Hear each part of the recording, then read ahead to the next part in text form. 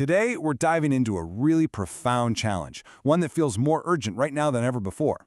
This isn't about politics or picking a party. Nope, this is about a personal discipline, a way to navigate our public lives with real strength and character. And it all starts with one single, powerful idea. Just let that sink in for a second. Let no man pull you low enough to hate him. That's the core of what we're talking about today. Dr. King's timeless wisdom. It's not just a nice thought, it's a command to protect our own humanity. But the real question is, how in the world are we supposed to do that in a world that seems to run on hate?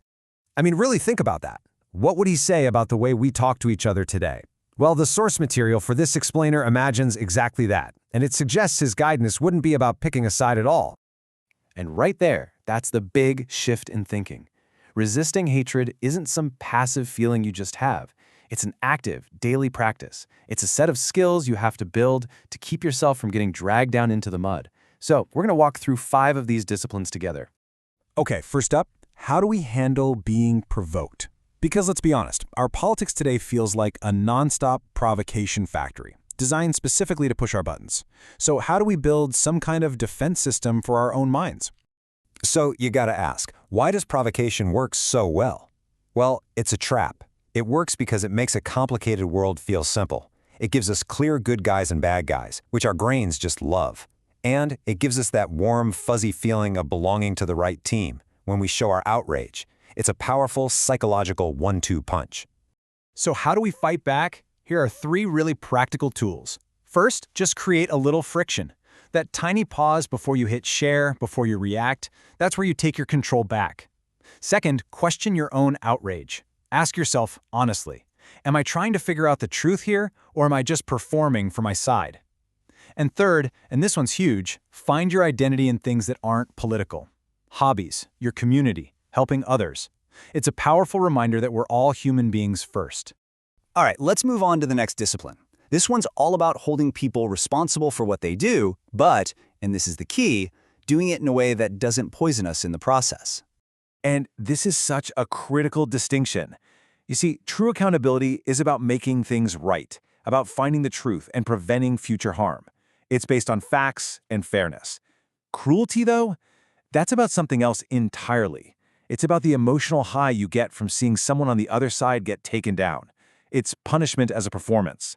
So how can you tell if you've crossed that line from seeking justice to just being cruel? Well, here are the warning signs. Do you find yourself cheering when someone you disagree with suffers? Do you use words to describe them that you would never want someone to use for your own family? If the answer is yes, you might not be seeking justice anymore. You might just be seeking revenge. This brings us right to our third discipline, and it tackles one of the trickiest balancing acts we face. How do we protect free speech without letting our world become a fundamentally cruel place? Think about it, like walking a narrow path. On one side, you've got the cliff of censorship. This is where we start shutting down ideas we don't like, and once we normalize that power, you can bet it'll eventually be used against everyone. And then, on the other side, there's the cliff of dehumanization. This is where we let our words become weapons, where we strip people of their dignity, and public humiliation becomes a kind of national sport. A healthy society has to find that safe path right down the middle.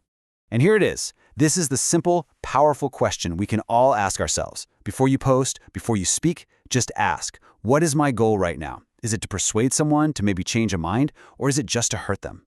Your answer tells you everything you need to know about your real motive. Which leads us straight into discipline number 4. This one is about our relationship with the systems that hold our society together. Things like courts, elections, the media. How do we criticize them and hold them accountable without just wanting to burn the whole thing down? This chart lays out the 2 paths so clearly. On the one hand, you have lawful dissent. It uses evidence, it uses the process, it's aimed at reform. It actually makes the system stronger over time. But on the other hand, you have blanket contempt. It uses wild accusations and intimidation. The goal isn't to fix anything, it's to sabotage the system for power. And the outcome? Total collapse of trust, chaos. So here's the bottom line, the one rule that applies to everything we're talking about. You could call it the fairness mantra. If a tactic is wrong when they do it, it's still wrong when we do it. Period. No exceptions. You can't have one set of rules for your team and another for your opponents. That's not fairness. That's just tribalism. And that brings us to our final, and maybe the most difficult discipline of all. how do we stop this endless cycle of political payback, where each side justifies what it does by pointing a finger at the other side? Getting even is so seductive because it feels like justice. It feels righteous. But it's a fire. And once you start it, it just burns through everything. Facts, trust, our ability to reason, until there's nothing left but pure anger. So how do we put that fire out? Well, this gives us a kind of playbook. First, get the facts out there through credible public sources to kill rumors. Second, punish specific harmful actions, not entire groups of people. Third, deliver consequences without making humiliation the goal. And finally, encourage actual human contact, because it is so much harder to hate a person's face than it is to hate an idea. And this right here, this is the core takeaway of this entire explainer. When you let someone make you hate them, you are handing them the keys. You're letting them control your actions, your character. They start governing you from inside your own head. And that's not strength, that's surrender. Look, at the end of the day, these principles don't belong to any one party or ideology. They are the ground rules for a society that works.